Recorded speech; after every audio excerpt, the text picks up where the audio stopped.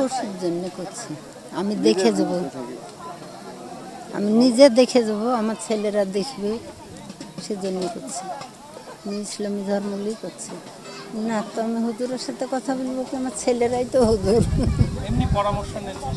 আমি পরামর্শ নিই না, আমার নিজের মনে করেছি। আমার 8 ছেলে, 4 মেয়ে, লাতুপুতো অনেক, অত এখন বলতে পারছি না, আমার মাথা খারাপ হয়ে আছে এখন। ইসলামী আইন অনুযায়ী মনে হয় ঠিক আছে।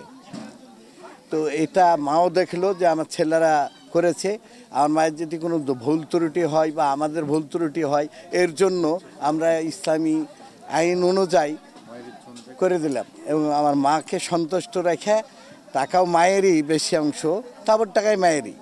তো এর জন্য আমরা ভাই ব্রাদার বোন যারা আছে, আত্মীয় স্বজন, মায়ের আত্মীয় স্বজন যারা আছে, ভগ্নিপতি যারা আছে, এদেরকেও নিলাম, নিয়ে আমরা সবাই মিলে একত্রিতভাবে এটাকে উঠাই দিচ্ছি। 4টা ভাই 4টা বোন সবাই ফ্যামিলি নিয়ে বসে পরামর্শ করার পর তারপর আরও এলাকার লোকজন মুরব্বীদেরকে বসে এটা করা হয়েছে। আমার দাদি অনেক ইচ্ছা ছিল যে তিনি মারা যাওয়ার আগেই তার জন্য যেন খানা দেওয়া হয়।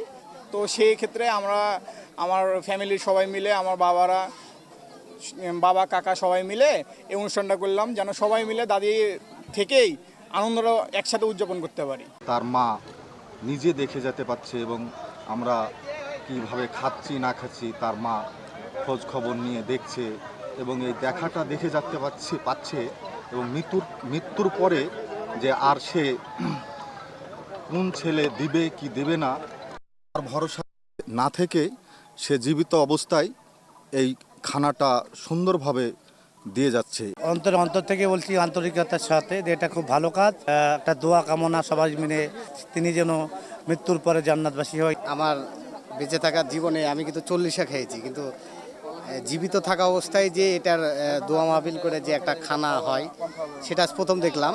এবং এই যে আয়োজনটা করেছেন তার দোয়ার জন্যে, সুস্থতা কামনার জন্য, এবং মৃত্যুর পরে আল্লাহ যেন তাকে একটা ভালো জায়গায় স্থান দেয়, এই কারণে এত মানুষের আয়োজন করেছে। অতীতে এই ধরনের ব্যতিক্রম কোনো প্রোগ্রামে আমি যাইনি, খুবই ভালো লাগছে। ইসলামী শরীয়তে এটা কি আছে বা শরীয়ত মোতাবেক এটা আসলে জায়েজ কি জায়েজ না, এটা আমার সঠিক জানা নাই। তবে আয়োজনটা মনে হলো যে খুব মচৎকার, যে